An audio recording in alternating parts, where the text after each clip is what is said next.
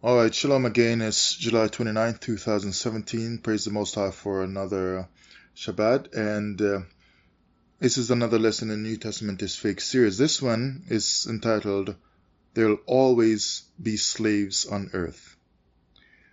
Now, when I was in the Christian church, they taught me from the New Testament that we're going to go to heaven one day if we serve the Lord Jesus Christ. Which now, when I came into the Hebrew understanding, those words changed a little bit to sounding like, if you serve the Lord Yahweh. They use verses like this in both the Christian church and the Hebrew teachings from the Hebrew camps to tell you that you're going to heaven. And verses like this that says in 1 Thessalonians 4 verse 17, Then we which are alive and remain shall be caught up together with them in the clouds to meet the Lord in the air, and so shall we ever be with the Lord. So they're saying you're going to heaven in the end. Right now I found out that that's all garbage. And I want to show here, however, from Jeremiah chapter 30 verse 11, some things here about slavery. For I am with thee, saith the Most High, to save thee. Though I make a full end of all nations whither I have scattered thee, yet will I not make a full end of thee, but I will correct thee in measure, and will not leave thee altogether unpunished. So he's saying when he comes to rescue his people, he's gonna do some judgment on the nations, right? Because we were slaves and these nations treated us like that. We were in captivity, as was shown in verse 10. Now let's look at Jeremiah chapter 30, same chapter, and let's go to verse 18 to 20. Because if I'm talking about there will always be slaves on earth, where does the New Testament, whether it's being taught by Christians or Hebrews, get off with the idea that people are going to heaven? Because I hear these Hebrew teachers talking about you're going to go to heaven, you're going to have 1,000 years millennium here on earth, and then go to heaven. And at first I didn't hear them sing it like that, like the Christian church. They're talking about we're going back to Jerusalem, we're going back to the land of Israel, and they would list out the different countries that are the different lands that are going to be ours by prophecy. But as time went on, I listened to more and more of their teachings. They started to talk about going to heaven after the 1,000 years. So they're becoming more Christian from not the NT but the FT book, the fairy tale book of the Romans. It's starting to become more and more Christian. So it's telling me that the New Testament, or the FT fake fairy tale testament of the Romans, is a bad book to be reading from and trusting in, because it points you to this Christus that died on Calvary, that these certain Hebrews and the Christians are trusting in. And the Most High says, no way. Don't have anything to do with that book. But he says he's going to make slaves of people instead of going to heaven. So I'm just wondering, why are the Christians talking about they're going to heaven? If the Bible here through the prophet is saying that he's going to make an end of the nations, and how come you're spreading the gospel of Jesus or Yahweh to the nations? Because he's the same Messiah, whether they call him by Hebrew or English name. You're spreading the gospel of this Calvary Messiah to the nations, and one day they're going to go to heaven. But the Creator is saying you're going to be made an end of. The nations are going to be made an end of, meaning destroy their power so they can't rule over. So he's going to bring destruction to you, but then take you up to heaven. For what reason? If you're going to heaven, wouldn't he more build you up as nations and then take you to heaven so you can get there in the best state possible? But instead he breaks you down with judgment and then wants to take you to heaven. That just sounds like a curse, because he's bringing you for perpetual living in heaven in a broken down state where he just ended your power. So it's just crazy. He's going to make an end of the nation because it's the nations who are pushing this Jesus belief, this Messiah belief, because it gives them power to continue to rule. So when he says, I'm going to make an end of the nations, then an end of the religions happen as well, including this Jesus religion from Calvary, this Calvary religion. So if the Calvary religion goes on, then the book connected to him, the FT fairy tale New Testament book, goes down as well with its teachings, which include this Jesus or Yahweh and his 12 disciples turned apostles.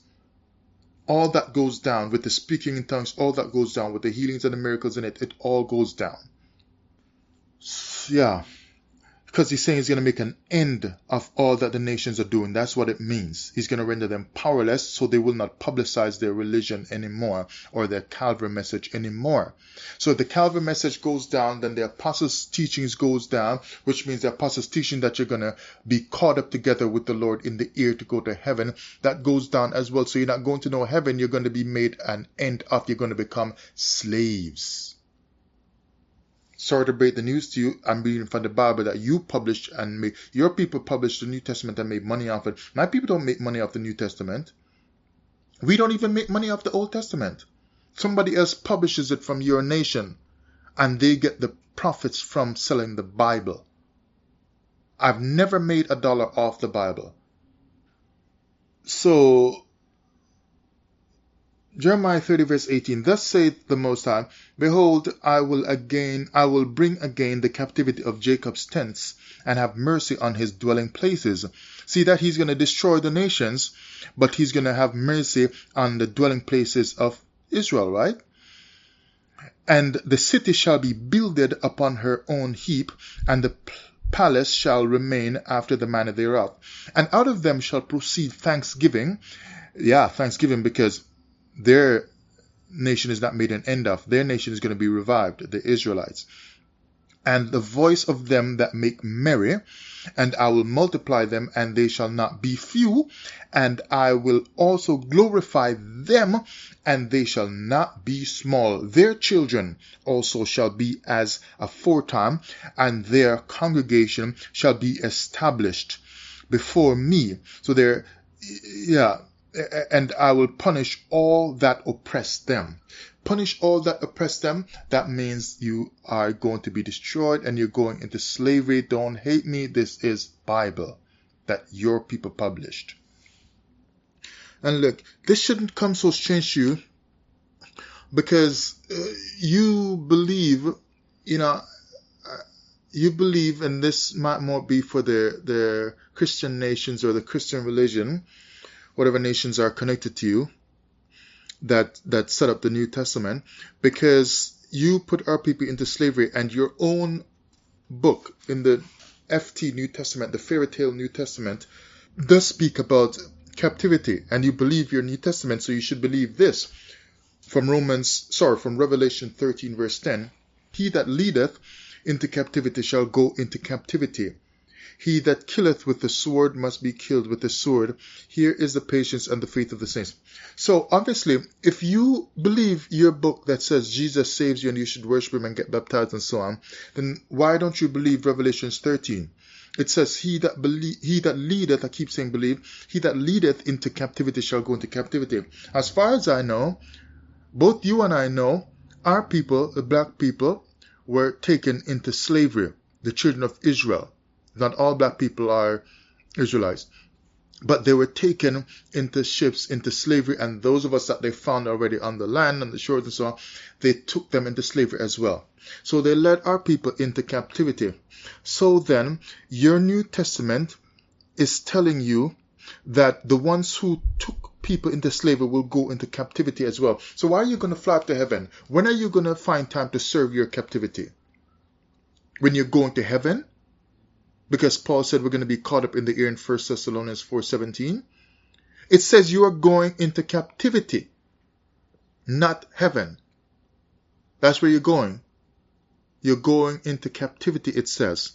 You led us into captivity, you are going to captivity as well. He that killeth with the sword, you killed us with the sword, with the guns, with poison, all kinds of stuff, starvation, whatever else, with alligators, you killed us, you ate up our babies, threw our babies to alligators and so on.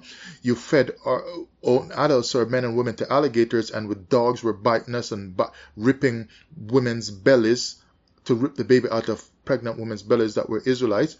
So obviously, if you did those things, it's coming at you, because the way you kill is the way you're going to be killed as well. The Bible says that. I'm reading from the New Testament. The fairy testament that you believe in. So if you're believing the rest of the New Testament from Matthew, why don't you believe it all the way to the end in Revelations, where it's saying this as well? All right? So now,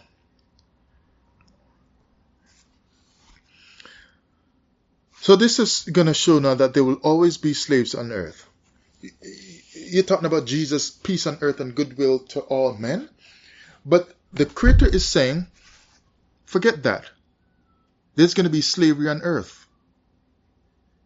And slavery to all men who took my people into slavery. And your own book is telling you that. For he that leadeth into captivity shall go into captivity. In other words, he that leads into slavery will go into slavery as well. You see that? I'm not trying to hate on you. This is just real teaching from the Bible. Now, the Hebrews didn't have a Bible. They just had their scrolls. Somebody came along of your people and made a Bible out of combining the scrolls of the children of Israel and a new book that they wrote called the FT, the Fairy Tale Testament of the Romans, and merged it together and made what is now known as Bible, which is the name. Bible is the term used for a pagan god.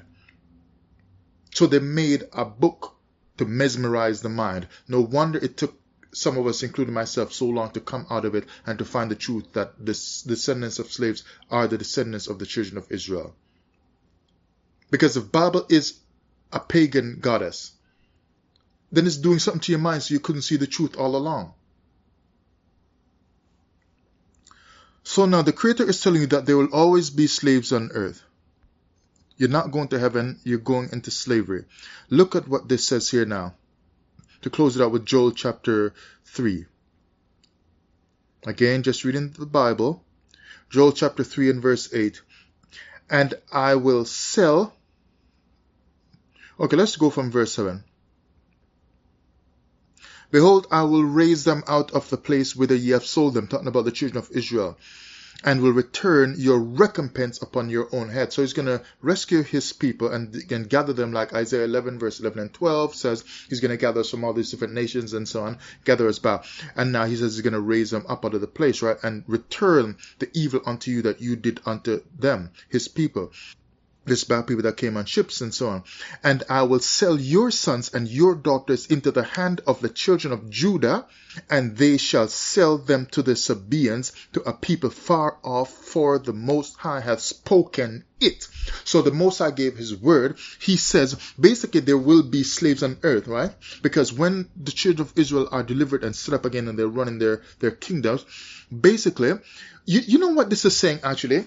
Look at this right here. Let's run over, I thought that was the last verse, but let's look here at Micah chapter 4 and verse 2. Well, 1 and 2. But in the last days it shall come to pass that the mountain of the Most High shall be established in the top of the mountains, and it shall be exalted above the hills, and people shall flow unto it. Who are going to flow unto it? A lot of slaves are going to flow unto it. And many nations shall come and say, and of these nations are going to be the wicked nations that actually took us into slavery. And they shall come and say, let us go up to the mountain of the Most High, unto the power of Jacob, and he will teach us his ways, and we will walk in his paths, for the Torah shall go forth of Zion, and the word of the Most High from Jerusalem. So, verse 3, look at this. And he shall judge among many people. That means Israel is going to judge among many people and rebuke strong nations. What? Strong nations that took us into captivity, but they themselves are led into captivity by the same Judah that's going to teach the law. So basically these slave nations are going to come to learn Torah from us. So they taught us lies of religion in slavery, taught us to worship this Jesus from Calvary. They're teaching us religious things from the Bible. And they taught us that the writings of our forefathers meant whatever is described in the New Testament, but it was a lie. So now they taught us religious things. So now we are going to teach them religious things as well in the end when they come to Zion to learn from us. So you see how it gets reversed? Because he that leadeth into captivity will go into captivity. He that kills with the sword will be killed with the sword. And so it's the same as he that taught us what to believe will be taught by us what to believe. So they're going to come to Zion and we are going to do the teaching this time. It's going to be reversed. It's going to be turned around and we are going to do it. They judge us now, but now in the end, he shall judge many people and rebuke strong nations afar off. So we are going to do those teachings in the end. Now, if you run back now to to Joel chapter 3 verse 8, it says, the children of Judah shall sell these same nations that did this to us into slavery, and the Most High has spoken it. That means the Creator is telling you, I am going to make slavery be forever, because he doesn't say this is going to stop. I will make slavery be. Always. There shall always be slaves on earth. So tell your fake Apostle Paul from his fake FT Testament, the fairy testament from the Romans, that the Creator had said long before he, so-called Apostle Paul, lived, that slavery is going to go on and on and on. Slavery. There'll always be slaves on earth. I'm going to sell you to Judah, and Judah is going to sell you again. And you're going to, in other words, selling you and then selling again is showing that it's going to be perpetual. It's going to continue. Just like how you continue to keep us in slavery, and we will not. In slavery, they sold us from one plantation to the next, from one owner to the next, from one country to the next. They took us on ships and shipped us over here, took us there, took us wherever, right? And I learned as well that they used to take us down to Jamaica, the slaves, take us to Jamaica and beat the hell out of us and prep us for slavery, prep us to show us that we should give into slavery, and then they would ship us to the different place where they wanted us to serve our slavery. And they would, so they shipped us around, bounced us around. Well, Judah is doing the same thing. They're going to sell them and sell them and sell them. So what that's saying is that just the same way that you made slavery perpetual by not releasing us from our bondage of slavery, to the point where the Creator said, look, you're not going to stop this. I have to stop this. I'm going to come and deliver my people and rescue you, because you will continue to be slaves to these people, because they will not let up on you. They will not stop. So I will come and deliver you, Jeremiah chapter 30, and my people will be slaves no more. But then now he's showing the same thing. We're going to do it back to them. The Most High said, I'm going to let you sell them and sell them and sell them. And they're going to be slaves. There will always be slaves on earth. Don't hate me. It's the Bible.